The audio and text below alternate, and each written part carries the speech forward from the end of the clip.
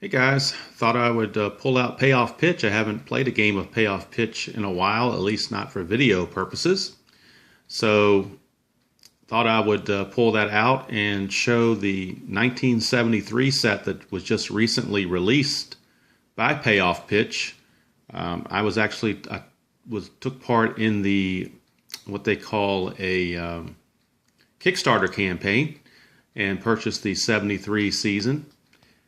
And this, of course, is Payoff Pitch by Joe Bryant, and PT Games distributes it. And Tim Plum is also a part of that group as far as customer service and whatnot goes. And as it says, tabletop baseball as it's meant to be played.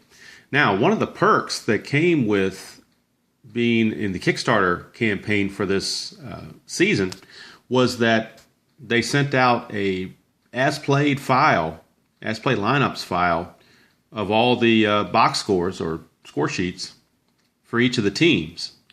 And that, while that in itself is a nice touch, the added bonus is that all the player ratings are already pre-printed on the score sheet, and that saves me a lot of time instead of having to do this manually before each game. So I'm going to pan over here to the score sheet and show you what I'm talking about. As you can see here, I'm playing the game from April 13th, 1973, game number 6 for the Oakland A's. And it's got the starting lineup already typed in, nice and neat. And it also has the player ratings, the positions they're playing, their defensive rating, their error rating, their arm rating, their speed rating, and their steal rating. So a lot of these things that don't have to be filled in by myself before the game starts, which saved me some time. Plus, I'm not going to be able to write as neat as they type it. So to me, that's a very nice little perk there. And then you get, Blue Moon Odom as your starting pitcher today. And then you got Minnesota's lineup. And then you got Jim Cott as your starter here. And a nice little Payoff Pitch logo, which is always kind of cool. All right. So what I thought about doing today, I have both versions of the game. I have the dice version, and I have the fast action cards, because that's the way they sell it now. When you buy the game, you get both versions. So what I thought about doing is maybe mixing it up a little bit and playing the first 5 innings or so with the dice, and then closing it up with the last few innings using the fast action cards. Maybe I'll play 6 innings of dice and 3 innings of fast action cards. So you can see both games being played with both methods. I know some people use a hybrid style where they'll roll the dice, at least the 2 D10s, to get the results. Or they may even roll the dice to get all the results, but then for runner advancement, instead of referring to these charts and whatnot that come with the game, the runner advancement is on the fast action card. So some people like to roll, play it both ways. Use the dice to get the results, and then use the fast action cards to get the runner advancement and so forth. So, but what I'm going to do is, at least attempt anyway, to play the first 6 innings using the dice version only, and then use the final 3 innings to play the fast action card version. So what I've got here is we've got the game is played in Minnesota, so we have Metropolitan Stadium's card there. And we've got the starting pitchers, Jim Cott and Blue Moon Odom. And we've got our starting lineups. So when I play this, what I like to do, if I have room, which I'm going to try to make room right now, is to have the team at bat with the pitcher they're facing right here, and then move the other team off to the side that I'm not using. And we'll go ahead and roll the dice. Now, sometimes I'll roll it on the mat here, and sometimes I'll roll it on the score sheet. So I think I'm actually going to have more room on the score sheet this time. So what I'm going to do is roll the dice on the score sheet, and sometimes what I like to do is roll the 2 D6s first, and that determines what we're going to be on the pitcher card, and it may add a little bit of suspense to the actual game result. So we'll go ahead and get going here. Bert Campaneris is going to lead off for the A's, And we'll roll the 2d6s to find out where we're going to be on Jim Cott's card. And on the first play or two, I'll go kind of slow just to give everybody a refresher of how the game is played. All right, here's the first result on the 2d6s. It's a 6. So on a 6, on Jim Cott, that is in play. So we know that when we go to Bert Campaneris, we're going to first of all look at his results versus left-handed pitching because Jim Cott is a lefty. Then we're going to go down to his in-play bracket. And we know that in play, if the next result is a 1 or a 2, he'll get a double. If it's a 3 through a 28, he'll get a single. Otherwise, he's going to be out, and then we'll check this result down here to see what kind of an out it is. So we roll the 2 d10s. The black die is the 10s. The white die is the 1s. Okay, that's a 9. So that ends up being a 0-9. So that is a 9. So we know that 9 falls under 3 to 28. So that is a leadoff single for Bert Campaneris. A leadoff single for Bert Campaneris to start the ball game. And immediately, Bert Campaneris, who stole 34 bases on the season, he is immediately a threat to steal. So this gives us a good opportunity to go through the stolen base options in the game. And there are 2 options. There's an automated steal, or you can steal manually. And I'll pull the book out and show you those in just a second. Okay, so stolen bases are determined by the batter's running rating, or steal rating I should say, and the catcher's throw rating. So in this case, Bert Campaneris is your base runner, and the catcher is Phil Roof. Now Phil Roof's arm rating is a 3. Bert Campaneris' steal rating is a B. So that puts that together as a B3. So we come over to our chart and we find B3, and B3 is right there. So we know we're going to be in this column right here to determine whether or not the stolen base was successful. If it's a 1 to 2 on the 2 D10s, then it's a drop, which means we could have an error on the fielder trying to field the throw from the catcher. If it's a 3 to 12, it means we have a stolen base and a possible error on the catcher. If it's 13 to 26, we know that Phil Roof has threw a laser down there and Campaneris will be out. If it's 27 to 99, Campaneris will successfully steal. So we're going to take our 2 D10s and give it a roll. And we get 83. 83. So 83 falls in the stolen base range. So Bert Campaneris has just stolen second base. So the A's are off to a good start. A single by Campaneris and a stolen base. There is an option in the rule book as well to not steal, or to steal only when the batter gets a jump. So if it comes up again, I might go ahead and go through that. I don't want to bog this down, but those are optional rules by player preference. So, and I had been playing in the past where I just simply just go with the stolen base using those ratings and don't worry about the jump portion of it.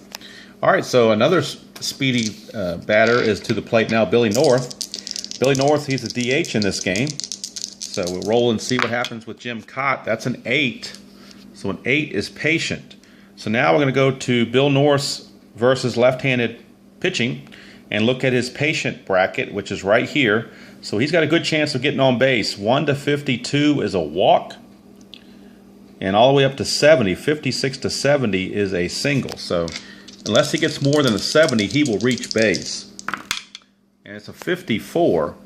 So a 54 is actually going to be a double. So that is a double for Bill North, and that will score Campaneris. And the A's now grab a early 1-0 lead as the top 2 batters in the order have come through. Bill North and Bert Campaneris combined to make it a 1-0 ball game. That brings up Joe Rudy. Tutti Frutti Oh Rudy. And let's see what he can do against Jim Cott. It's a 5. So Jim Cott, this time he's in the tough range. So we're going to go to Joe Rudy versus left-handed batters and check his tough column. And the numbers don't go as high in the tough column here. So he has to have a 35 or less. Actually, 19 to 35 will be a hit. Anything else will be an out. 1 to 18 will be a strikeout. And anything else will be either a fly ball or ground out. So we'll see what happens here with Joe Rudy. And he rolls an 86. So an 86 is definitely out of the realm there. So we go down to 86 on the out chart. and that's a ground ball to short. So on the ground ball to short with the runner at second base, I don't know what the charts say, but logic dictates that he's not going anywhere. So that is a ground ball out. Now technically there is a chart for advancement, runner advancement on an out, on a ground ball to the infield. You take the result of the 2d6s, which in this case was a 5, and the 5 talks about a ground ball double play, but that doesn't really, to me that's, if there's a force play involved, but there's no force play. So it says here ground ball double play A and B. Run on first out at second, or run on first forced out at second base. The fielder's rating, blah, blah, blah. If no runner first, batter at first, runner holds. Other runners hold. So it says other runners hold, basically. That's the part I was getting to. All right, so all that to say that baseball logic chimes in and wins the day and says he doesn't go anywhere. But I did want to cover my bases, pun intended. All right, here's Reggie Jackson. It's a 6, and a 6 is in play against Cott. So Reggie against the lefty Cott rolls a 61. So a 61 is out of range on the in play. So 61 is a fly ball to right field. Now, that's a fly ball to right for the second out. Bill North at second base does have the option to attempt to move up on that fly ball if he so chooses. But he's already in scoring position with 2 outs, so the question is, would you really want him to move up? Would you really want him to move up? And actually, if you look at the chart on flyouts, it says if the result was in play, all runners hold. So it would have had to have been in the patient category to actually have him move up according to this chart. It says all runners hold, so we'll go with that. And there's 2 outs. I'm sure people have house rules where they maybe alter that a little bit and the runner has an option to try, but I'm just going to follow what's in the what's on the charts. All right, here is Sal Bando now. Jim Cott tries to get out of this. It's an 8, and an 8 is in the patient range. So Sal Bando looking for a walk here maybe. It's a 91. Well, he's not going to find a walk, not with a 91. 91 is definitely out of range, and it's actually a ground ball to short, so that will end the inning. Sal Bando grounds to short, and what looked like a big inning for the A's, Jim Cott minimized the damage to just the 1 run. So after half an inning, it's Oakland 1 and Minnesota coming to bat. All right, John Blue Moon Odom is on the mound for the A's. He's been staked to a 1-0 lead. He'll be facing the center fielder Larry Heisel to start things off. And it's a 7, so that means on Blue Moon Odom, we're in play. So let's see what Heisel can do with that. It's a 67, a 67, and in play, 67 against a right-hander way out of range. 67's a ground ball to second baseman Dick Green, and there's 1 away. So Blue Moon Odom retires Larry Heisel, and now he has to face Rod Carew. Rod Carew. It's a 9, so a 9 is patient. So Carew might be looking for a walk here. It's a 74, pretty high number. So it's even high enough to be out of the range for Carew. He would have to have a 63 or less to reach base. Result was a 74. 74 falls into the fly ball to center field range of 69 to 79. So that is a fly to center. Carew flies out to the center fielder, Canigliaro. And there's 2 away for Harmon Killebrew. The venerable Harmon Killebrew, Hall of Famer. It's a 9. 9 is patient, so Killebrew might be able to get a walk here. It's a 4. It's a 4. So 4 on the patient against the righty is definitely a walk. So Harmon Killebrew, a 2-out walk. And that'll bring up the designated hitter, Tony Oliva. Cleanup hitter, designated hitter. Tony Oliva, lefty on righty matchup. Blue Moon is a 7, which is in play. And the result is a 96, so that's not good when it's that high up. 96 is a fly ball to left. And the inning is over. So nothing doing for the Twins in the first. After 1 inning of play, it's Oakland 1 and Minnesota nothing. Okay, top of the second, and Gene Tennis leads off. I'm going to go ahead and roll off 4 dice this time together. All right, we got a 76 on the 2D10s, and we got a 10 on the 2D6s. 10 is the ballpark card. So the ballpark card for Metropolitan Stadium, we're going to consult the right-handed batter result because Gene Tennis is a right-handed batter. It does not have to do anything with who the pitcher is. It's who the batter is. Batter is right-handed, so we're going to go here. But in order to be in the wheelhouse, it has to be a 1 to 53. Tennis rolled a 76, so we're in the in-play section. So now we're going to re-roll the 2 D10s, and we're going to be in the in-play section versus left-handed pitching. So let's see what Tennis can do here. It's a 22. He may have done something. 22. 22 is a single. It is a single. So Gene Tennis does hit a leadoff single to start the second inning. And that'll bring up Billy Canigliaro. Billy Canigliaro, center fielder. And we get a 75 on the 2D10s and a 6 on the 2D6s. 6 is in play, a 75 in play is way out of range. 75 is a fly ball to the center fielder. So Canigliaro flies out to his counterpart in center field, Larry Heisel, for out number 1. And that will bring up the catcher, Ray Fosse. Ray Fosse. And we get a 6 on the 2D6s, which is in play. And we get a 95. So a 95 on the in play is a fly out to left field for the second out of the inning.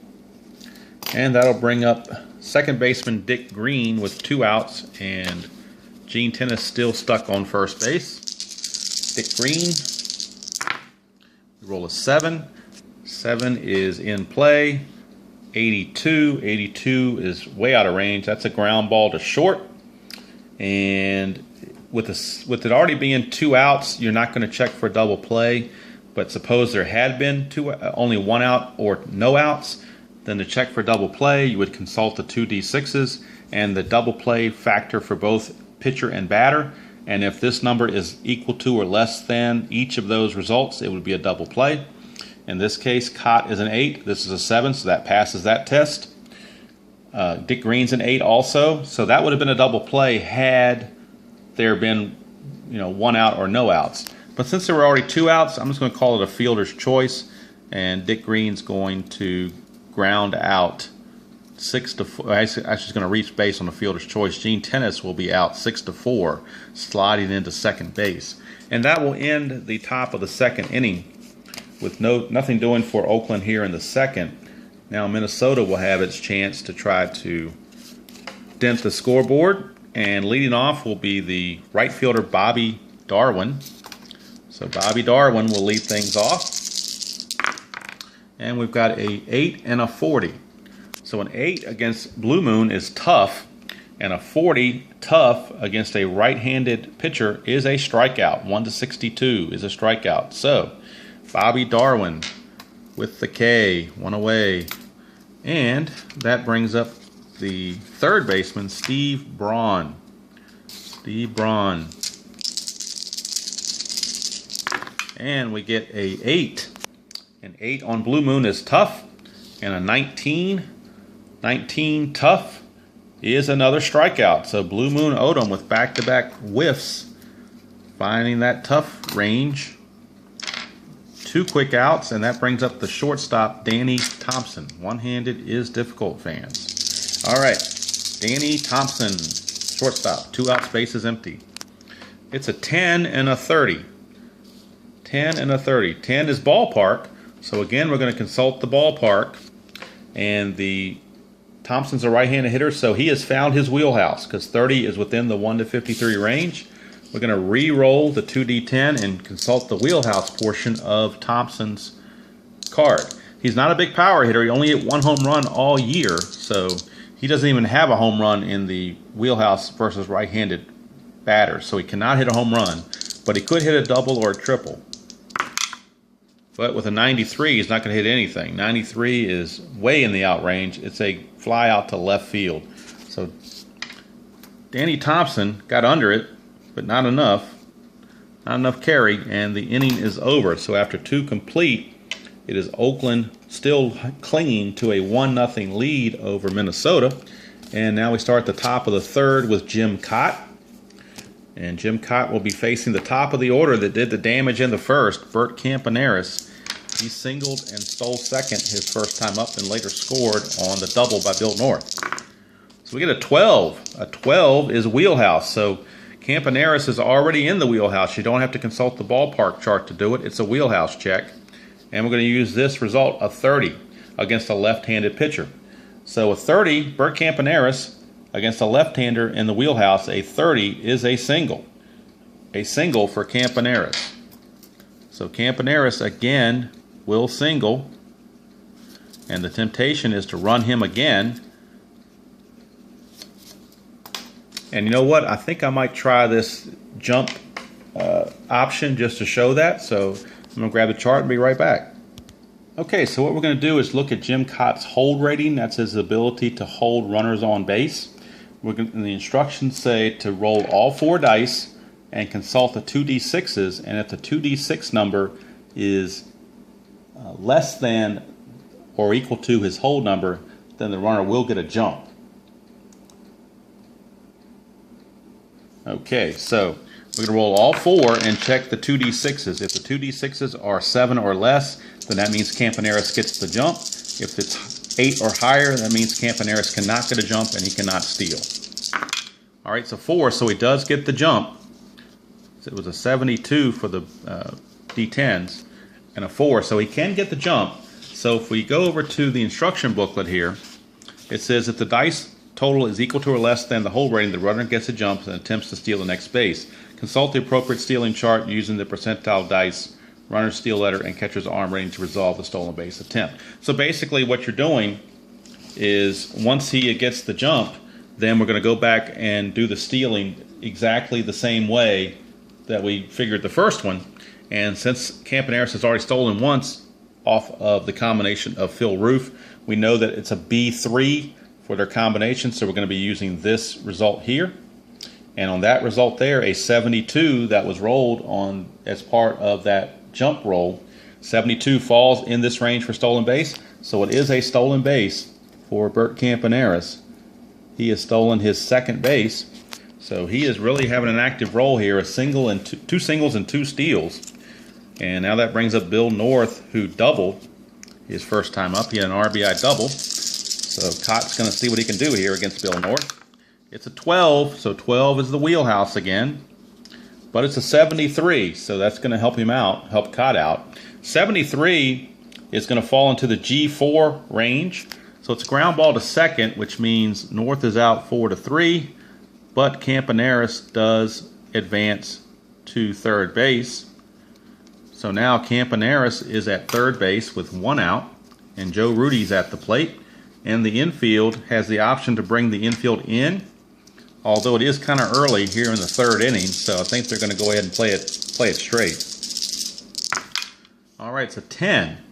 A 10 is ballpark, and the ballpark result is an 89, which means it's well out of range of the wheelhouse. It is simply going to be an in play. So we're going to roll these again and check the in-play chart on Rudy. And it's an 83. An 83 on Rudy is a ground ball to short. And on a ground ball to short with the infield back, that will produce the run. And Joe Rudy has himself an RBI ground out. And the A's take a 2-0 lead. That'll bring up Reggie Jackson. Maybe you should have played the infield in there. You never know. All right, here's Reggie. Reggie.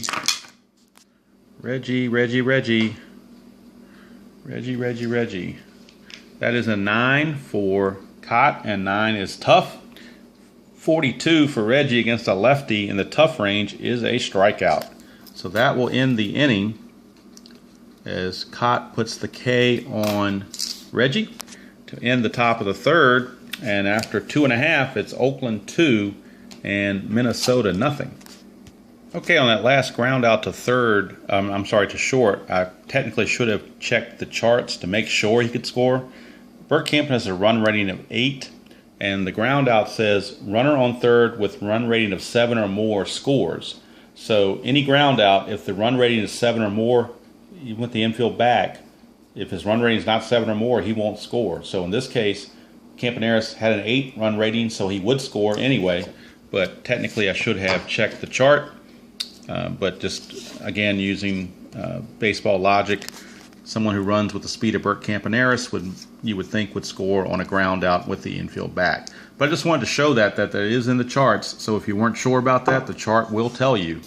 Like I said, or you can, some people have their own house rules and stuff like that. All right, here's Phil Roof, bottom of the third. Phil Roof, it's a 7, which is in play, and a 5. 7 and a 5 in play. That's a double. So Phil Roof found a double. 1 to 5 is a double. So Phil Roof has led off the inning with a double. And that will bring up the left fielder Jim Holt, number 9 hitter. Jim Holt, as the Twins try to rally.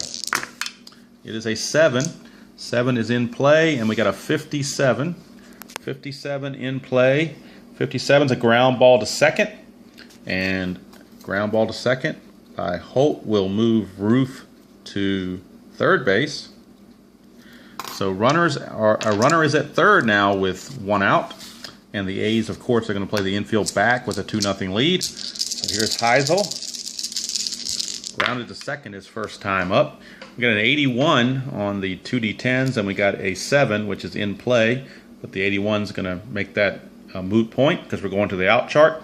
81's a fly ball to center field. Now, this is where we need to check the charts to see if it's going to be a sacrifice fly or not.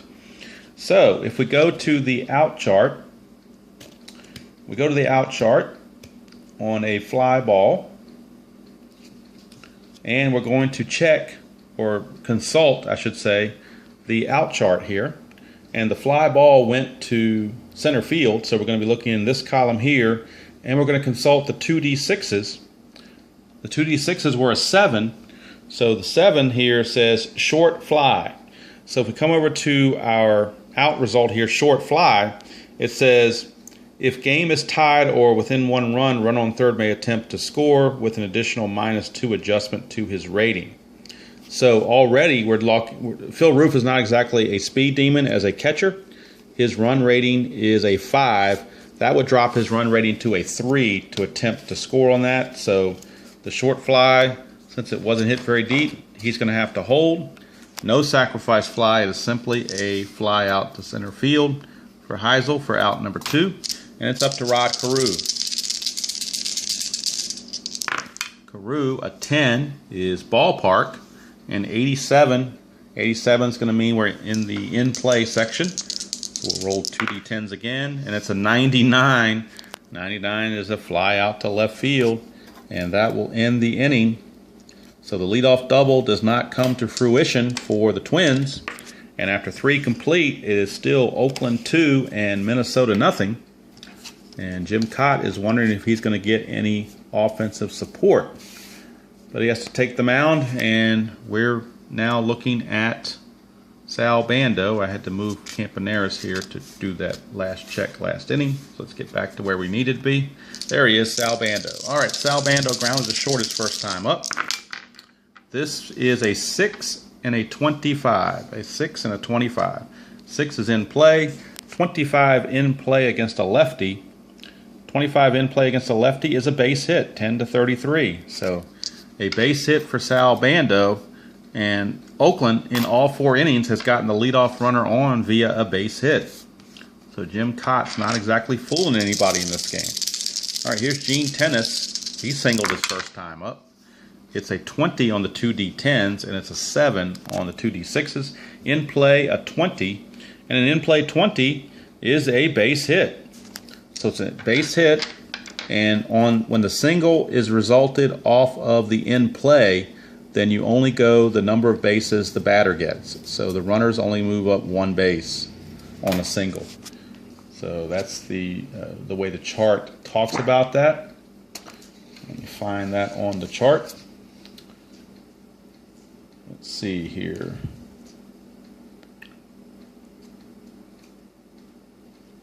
Actually, I take that back. On the chart, there is a hit chart.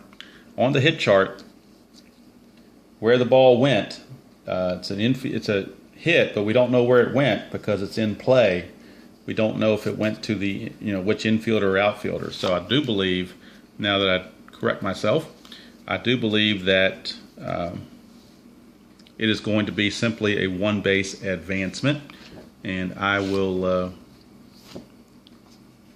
correct myself later on if that's the case. Okay, actually there's a hit location chart, and since the 2d6 is with a 7, that means it's a hard grounder to either right or left field. With tennis being a right-handed batter, you would assume it to left field, and on a hard grounder to left field, you would not think Sal Bando would take a chance of running to third with nobody out, so hence the one base advancement. So that's where people like the fast action cards, because you get a definitive result with one flip of the card. But for the people who like the feel of rolling dice, you can still do that with the charts. And it takes a while to get used to the charts. I'm still getting used to the charts, but some people really prefer that, so that's what we're going to go with. All right, here's Billy Canigliaro. It's a 2, which means we're in the wheelhouse, and it's a 32. So a 32 wheelhouse check, even for Canigliaro, that is out of range. So a 32 is a ground ball back to the pitcher. So that's a potential double play. Canigliaro is a double play rating of 5, but with the lead die of 2, or the D6 being a 2, that's going to be a double play all day long, because that's always going to be less than or equal to the double play ratings. So Canigliaro has hit into a 1, 4, 3 double play for 2 quick outs, and that will move Sal Bando over to third base. So 2 outs, runner at third for Ray Fosse. Ray Fosse, the batter. All right, Ray Fosse, 55 on the 2 D10s. That was a 5. And a 3. 3 is defense. All right, we're going to get our first defensive check. And the 2 D10s are 55, so we go to our defensive chart here. And we look for 55, which means that falls right here in the 48 to 57 range, which means we're checking an error possibility on the second baseman. All right, the second baseman for Minnesota is Rod Carew, and his error rating is a 3. So we go to our ballpark chart and look at the error rating 3. Error rating 3, if it's 1 to 52, it will be an error. If it's a 53 to 59, 53 to 99, he will make the play, and the inning would be over. But depends on what the 2 D10 roll says. And it's an 82, so it's an 82, and an 82 falls well within the 53 to 99 range. That means that Carew did make the play, and the inning is over, and it saved a run, because had there been an error, then Sal Bando would have scored from third. So Carew, tough chance, but he fielded it, and the inning is over. So nothing doing for the A's here in the top of the 4th. We go to the bottom of the 4th, still 2-0 ball game. And Blue Moon Odom still tossing the shutout so far. And he will be facing Harmon Killebrew to start off the ball game, or start off the inning. Harmon Killebrew walked his first time up. It's a 4, and a 4 is patient, and a 37. Patient 37. Patient 37 is a walk. So that is a leadoff walk for Killebrew. He has walked both times he's come to the plate. So Blue Moon didn't want anything to do with Harmon Killebrew, so he walked him. Here's Oliva.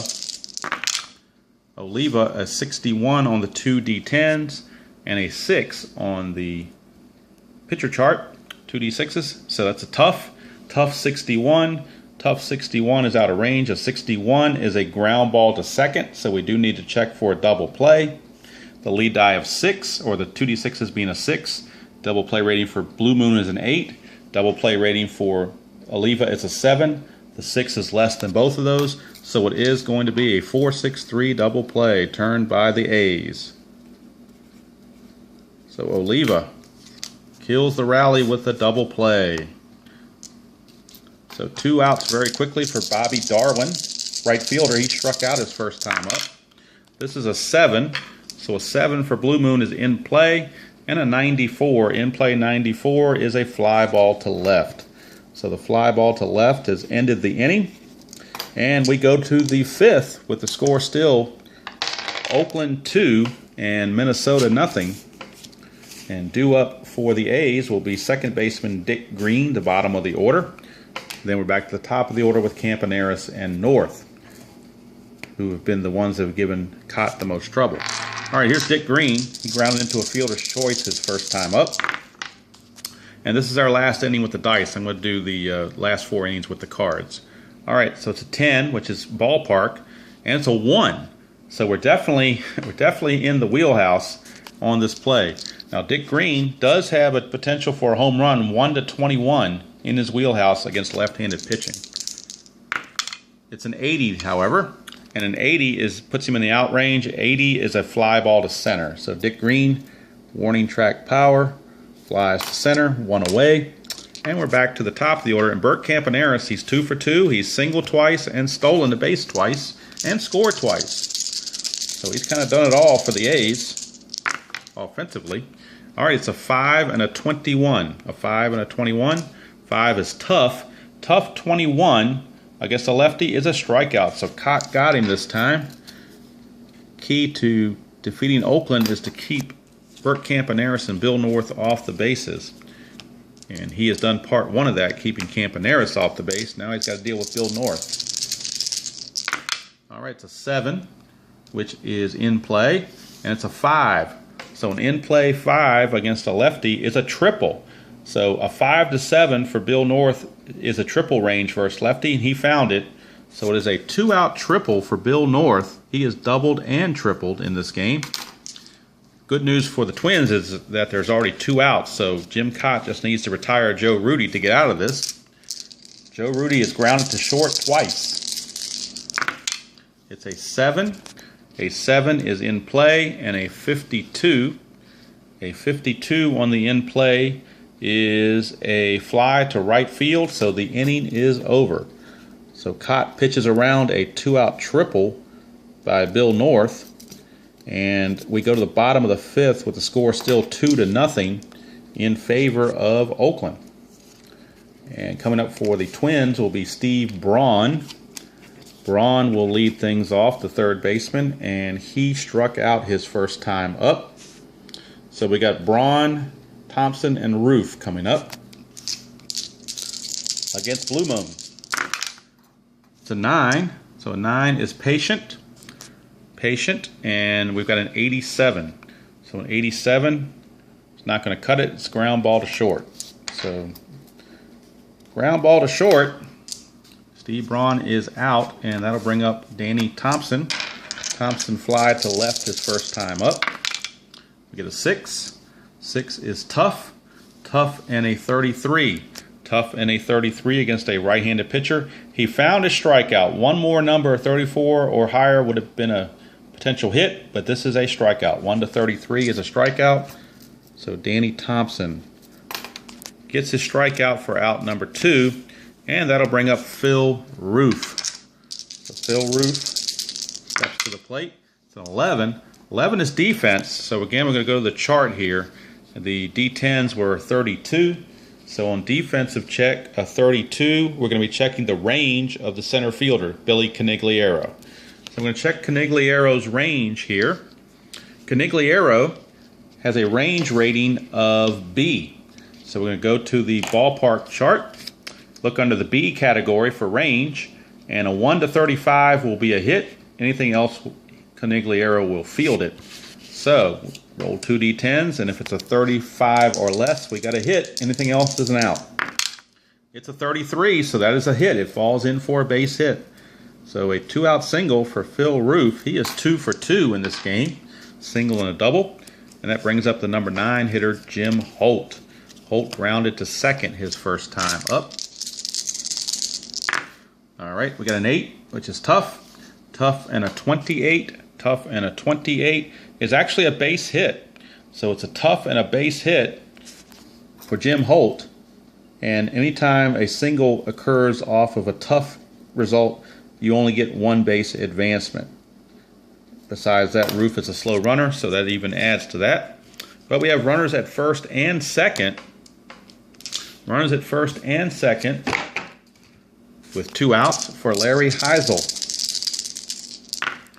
Heisel, a 6 is tough. Tough 94. Tough 94 is a fly to left.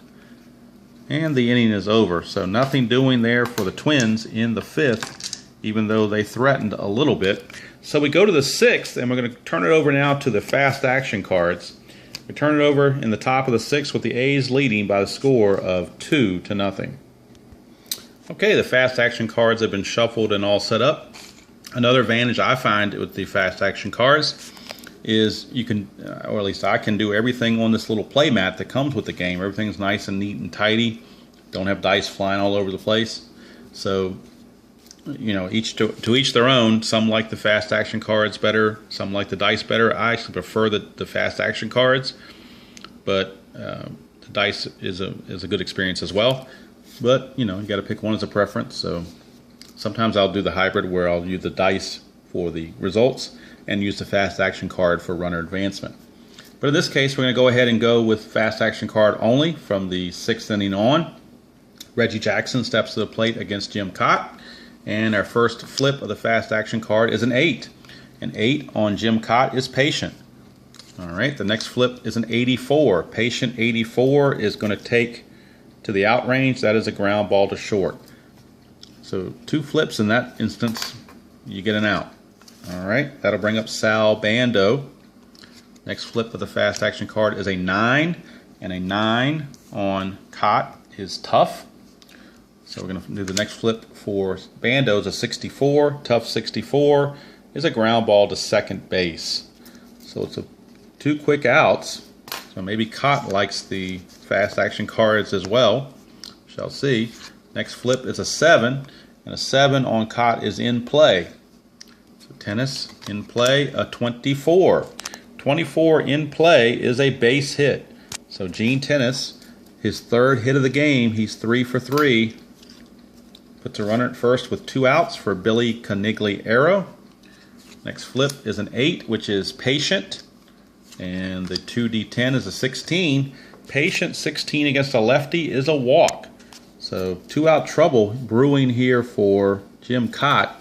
A single by Tennis and now a walk to Canigliaro. Puts runners at first and second with 2 outs for Ray Fosse, the catcher. Fosse is 0 for 2. Previous, I skipped that. That's just a placeholder because of the random numbers. That's the reason why they have the next and previous in there. I just, by my own house rule, ignore those, but it's a way to keep the randomness together with the exact amount of numbers that they need. It's a percentage thing. All right, so the real flip here is a 3, and that's going to be defense. So defense, rather than going to the chart now to check who the defender is going to be looking at, we're going to look at the 2D6 at the fast action cards. So on the next flip, we're going to look at this spot right here, and it's going to either ask us for range or error, and it's going to ask us which position. So the next flip says error shortstop. So we're going to be checking Danny Thompson, the shortstop, for a possible error. And the error is checked the same way. You use the stadium card once we find Thompson's error rating. Thompson's error rating is a 3. So we go right here to the stadium card. 1 to 52 will be an error, and anything else will be an out. So we flip the result here. It's an 80, and an 80 means Thompson made the play. So you could either call it a 6-3 ground out, or you could call it a 6-4. Usually on situations like that, it tends to be a fielder's choice. So we'll say that Thompson flips to Carew, and they get Canigliaro sliding into second base for the final out. Either way, it really doesn't make any difference depending on how technical you want to be. So the inning is over there, and we go to the bottom of the 6th with the score still Oakland 2 and Minnesota nothing. And so now we bring in the Twins, and we bring in Blue Moon Odom. So just a little minor shifting here. All right, and that way I can get it on camera. I'm going to have the pitcher card and the fast action card lined up all together so we don't do so much panning. All right, here's the flip. It's a 10, and 10 is ballpark. So we're going to invoke the ballpark card and see if we're in the wheelhouse or in play. It's a 34. Carew is a lefty. 34 says we're in the wheelhouse. So we're going to flip another fast action card, check the 2D10, and check his wheelhouse. So the flip is a 75. So unfortunately for Carew, a 75 is a fly out to center field. So he got under one, not enough carry, one away. And now we're to Harmon Killebrew, who has walked twice off the dice. So we'll see if he can do the same off the fast action cards. The result is a 4, and he found the patient. So he may get another walk. We'll see. The next flip is a 79. Not this time. That number is too big. 79 only goes to 6. The patient only goes to 65. So a 79 is a fly ball to center. So 2 consecutive fly balls to center field. Quickly 2 away, and that brings up Tony Oliva, who grounded into a double play his last time up. Flips a 5, which is patient. And a 42, patient 42. He has found a base hit. So Tony Oliva with a 2-out single. And that'll bring up Bobby Darwin. Oliva, run rating of 5, so I don't think he's going anywhere. Here's the flip. It's a 5, which is patient again. And a 37. So patient 37 is a base hit for Bobby Darwin. So patient 37. And now this is where the fast action cards will tell you about runner advancement. It's a single, so we're going to check the next fast action card and refer to whatever it says here. So the next flip says, long single into the gap to center field. Runner on first advances 1 base. So it's just a 1 base advancement for Oliva. So that's going to keep him at second base. Runners are at first and second as the Twins try to get a 2-out rally going here. And Steve Braun, the batter. It's a 4, which is patient again, and a 57. So Steve Braun, patient 57, is a walk. So Blue Moon Odom now, with that walk, has now loaded the bases. All this happening with 2 outs and nobody on. But all of a sudden, that 2-0 lead is in jeopardy. Danny Thompson, the batter, he's 0 for 2. Blue Moon, a 7, which is in play, and a 38. In play 38 is going to be an out. 38 is a ground ball to Gene Tennis at first base. So that's going to do it.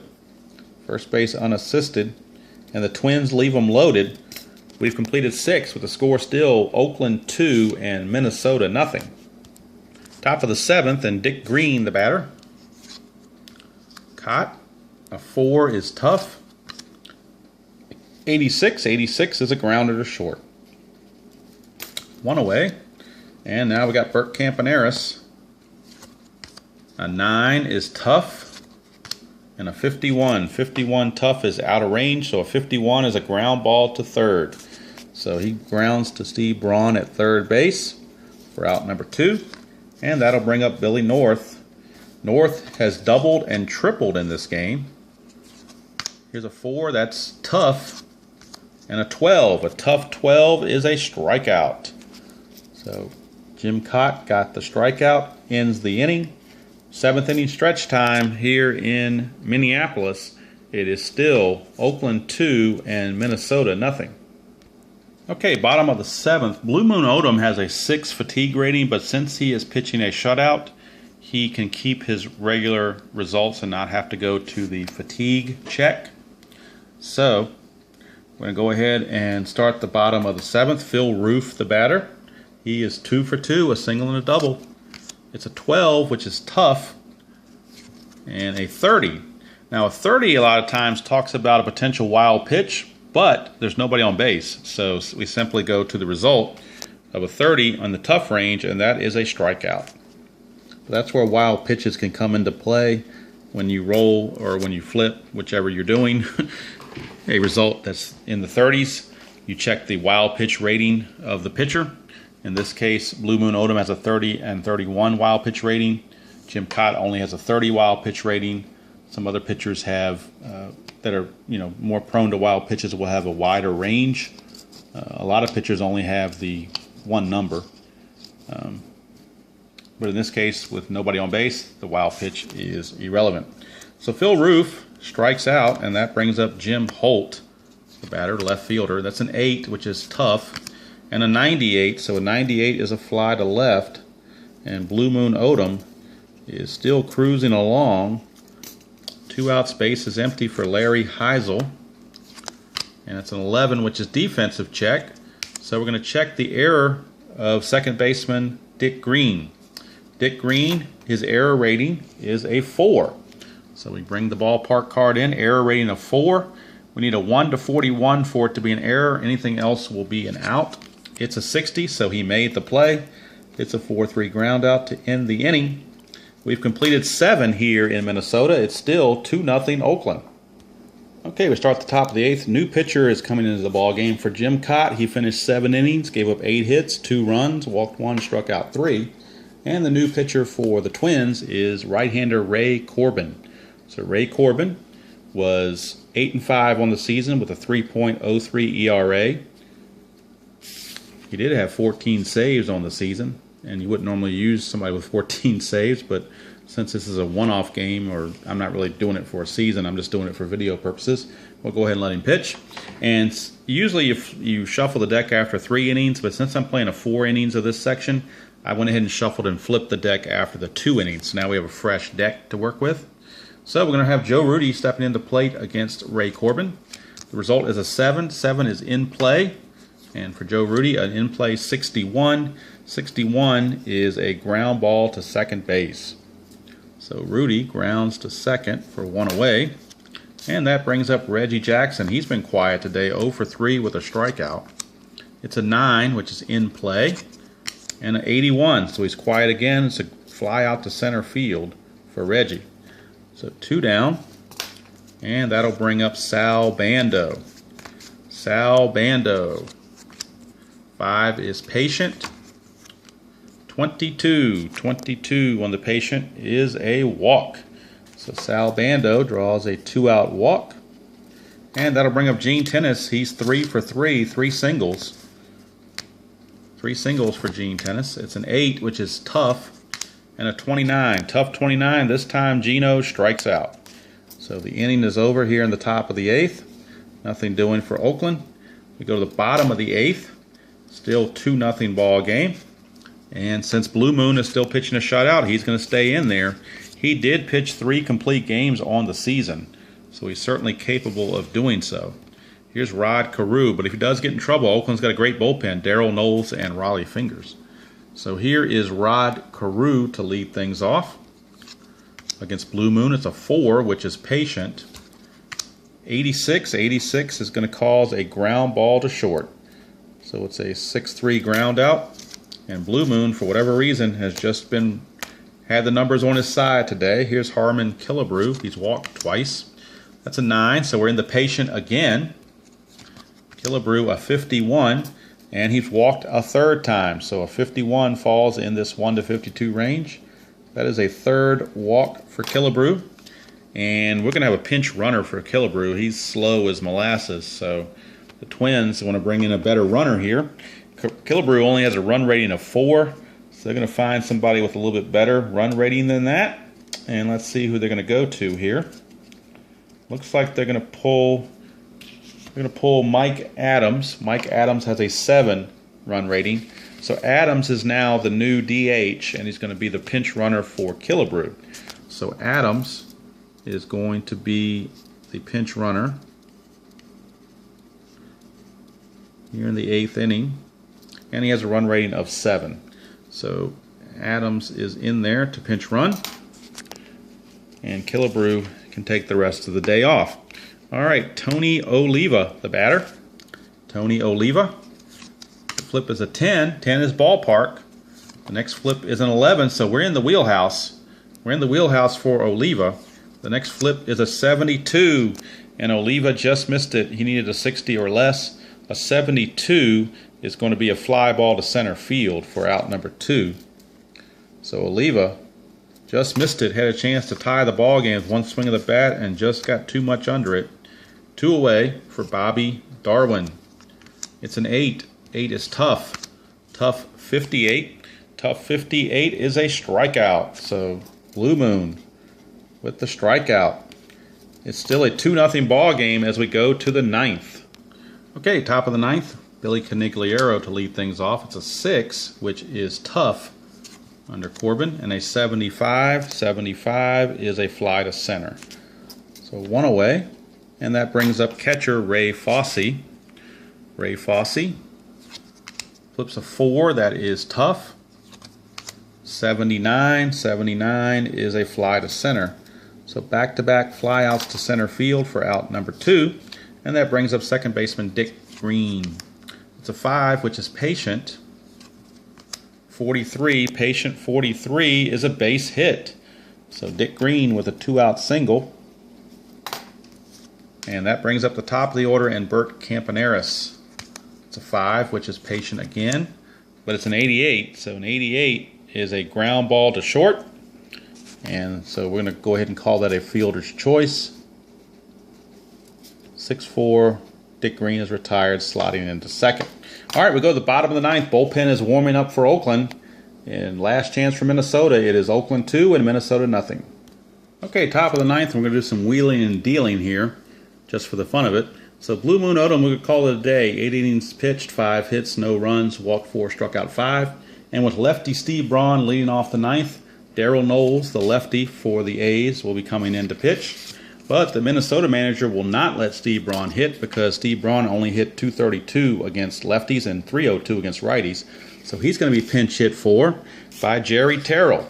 Jerry Terrell hit .298 off of lefties. So Jerry Terrell will take over for Steve Braun, and if it goes extra innings by chance, Terrell will stay in the game to play third base. But right now it's just a pinch hitting role here in the 9th. So Jerry Terrell. So a little wheeling and dealing there. And Raleigh Fingers is loosening in the A's bullpen. All right, here's the flip from Knowles. It's a 5, which is in play for Jerry Terrell. It's a 95. So Terrell flies to left for out number 1. 1 away. And now Danny Thompson, the batter. Danny Thompson. So they're going to let Knowles stay in there, I do believe, until he gets into trouble, unless Minnesota wants to pinch hit some more. And they are going to send up a pinch hitter for Thompson, who is 0 for 3 in the game. So Thompson will leave, and Steve Bry will pinch hit here for the Twins. And with that pinch hitting move, the A's, Dick Williams has gone to his ace, Raleigh Fingers. So Raleigh Fingers is in, and we'll be right back with that result. Okay, so Raleigh Fingers is in to face Steve Bry. Darryl Knowles faced the 1 batter, got him out. Now with 1 out in the top of the 9th, it's Steve Bry against Raleigh Fingers. Flip to Fingers is a 10, which is in play. Steve Bry an 82. 82 is a ground ball to short. So there's 2 away now. And that will bring up Phil Roof. Phil Roof is 2 for 3 in the game, a single and a double. So even though he's not a good hitter, he's a hot hitter, so they're going to leave him in there to face Raleigh Fingers. It's a 9, which is tough, and the result is a 64. Tough 64 is a strikeout to end the ball game. So Raleigh Fingers closes it out, and the A's come away with a nifty 2-0 victory. So we'll be right back with the totals. Okay, finish things up here. Oakland with a 2-0 victory. 2 runs, 9 hits, no errors, and 8 left on base for Oakland. No runs, 5 hits, no errors, 8 left on for Minnesota. Winning pitcher was Blue Moon Odom. He went 8 innings, gave up 5 hits, no runs, walked 4, struck out 5. Raleigh Fingers picked up the save with final 2/3 of an inning. Jim Cott took the loss, although he did pitch well. 7 innings pitched, 8 hits, 2 runs, 1 walk, and 3 strikeouts. Ray Corbin, 2 innings of shutout relief as well. And you could count offensively the top 2 guys in the order, Campaneris and North, pretty much responsible for for the runs scored in this game. particularly Campaneris, getting the ball game started for them. So that's going to do it from here. I personally like the fast action cards, but it's probably because I'm more familiar with it, but you can make your choice on that. And that is Payoff Pitch Baseball by PT Games and Joe Bryan. Take care, everybody.